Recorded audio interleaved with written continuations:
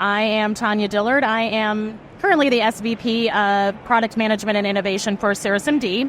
What that means is all of the basically Keebler elves that build things inside the trees and deliver the happy cookies at the end. That is what we do. So that's the department that I head up. So in more serious terms, I would say, so we are really thinking about what problems can we solve in healthcare as a product organization, and then how does that inform the products and services that we put together and then put out in market. Yeah. So that's my group. That's what you do. And then so CirrusMD, for those that are unfamiliar, tell me more about the space that you're operating in.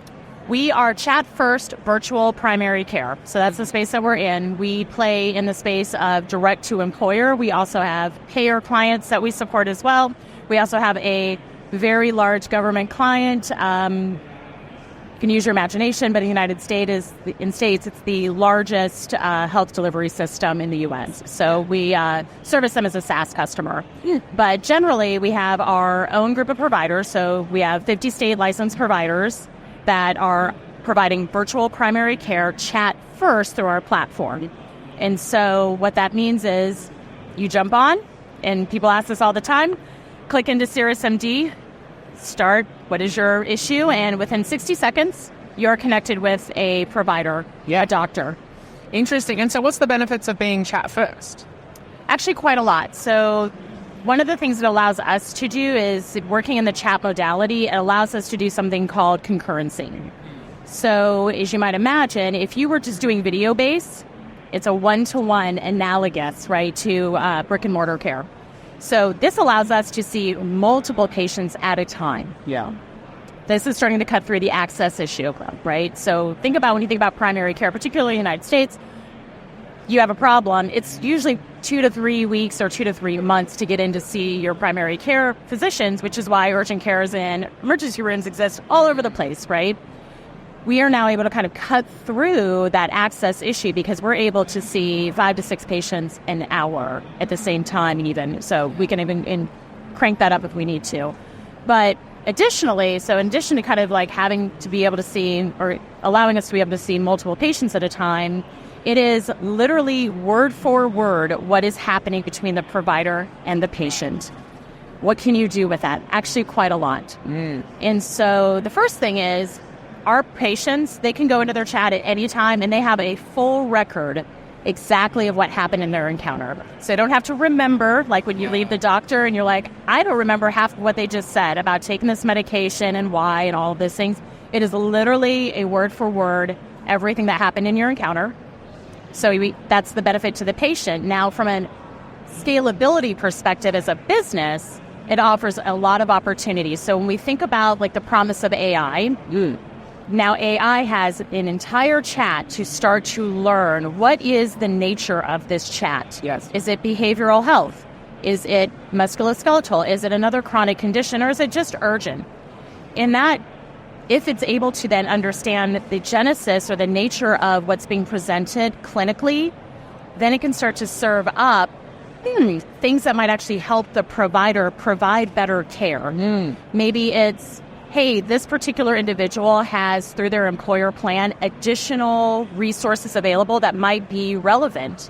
So they get access to free behavioral health therapy. Yeah. Most of people that show up in that have behavioral health issues present first in primary care, about 70% of the time. Now, all of a sudden, our physicians, if they're actually talking about, maybe you would benefit from an SSRI for medication for behavioral health issues, I also think you might benefit from some therapy. Did you know you have available to you free of charge something that your employer pays for called X? Right. Most physicians do not have any of that information inside their encounter to be able to reference. But when you have AI in the background, understanding what that chat is about, all of a sudden you can start to serve up relevant information. So that's just kind of the tip of the iceberg of how do we actually supercharge encounters for providers? But that's the power of chat.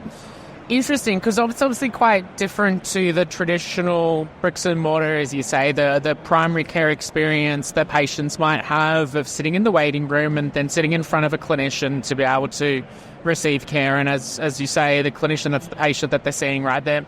There's trade-offs and benefits and pros and cons, and I'm sure that's something that a lot of people kind of deliberate. Is it a Is it a trade-off for quality of care to then increase the access, or is it a kind of on par? Like, how do you think about this whole kind of change the delivery of care but maintain the quality? So what's interesting is now you have, again, that word for word, high fidelity of what exactly happened. So now there's no question of what happened in the exam room, so to speak. You have an exact idea of what happened. So now our quality, it enables us to see quality quite clearly. Now, from a patient perspective, right? So now we can think about quality in a few different domains. So there's clinical quality and outcomes, and then there's patient perception of quality. Right? So they're kind of two different things. So what we have found is people who use us once, they come back.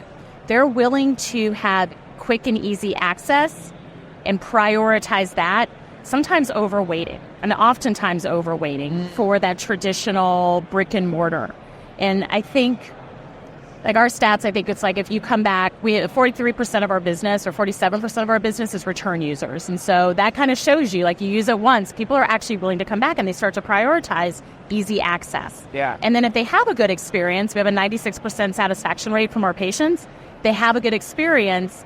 It doesn't feel like they're trading on quality. I'm going to hazard a guess as well, though, from a, we've talked a lot about the patient experience, which is really important, but also from a clinician's point of view, being able to have that flexibility, it offers up a different type of way to deliver care to patients and potentially have impact at a different level of scale too. Like, how do you go about engaging with those clinicians to keep them engaged to be able to provide a quality level of service?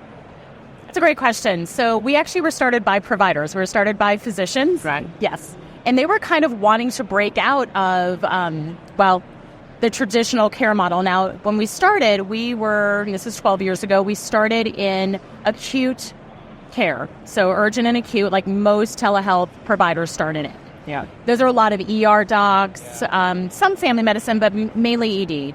And they wanted just a different way to practice care. And so they started on this journey, and they wanted that value proposition of a different, more scalable way. And if you listen to our founder, he said, I was working in the emergency room, and there's just people stacked up. And they just couldn't get triaged fast enough. And so he would, of course, go around the nurse's desk and start asking people, what are you here for? Okay, what are you here for? And he could triage really quick. And he's like, there's a better way to do this. And so because I think he had this vision and continued to pursue this, he was able to just pull in many other physicians who thought similarly. So engaging with the physician world, like the value proposition of being able to do this, it seems, I think, pretty natural. For some, maybe not for others, but for some it seems super natural. And then I would say as we have grown into virtual primary care, we don't have any problem recruiting primary care doctors. And we want to make it a different value proposition for them, that technology appropriately leveraged for a physician actually has so much more promise than what it has had in the past. Yeah. So allow us to supercharge how you do care, how you provide care. So we have no problem recruiting. Yeah, interesting. Hey, you're up on the stage at Health. What will you be sharing with the audience?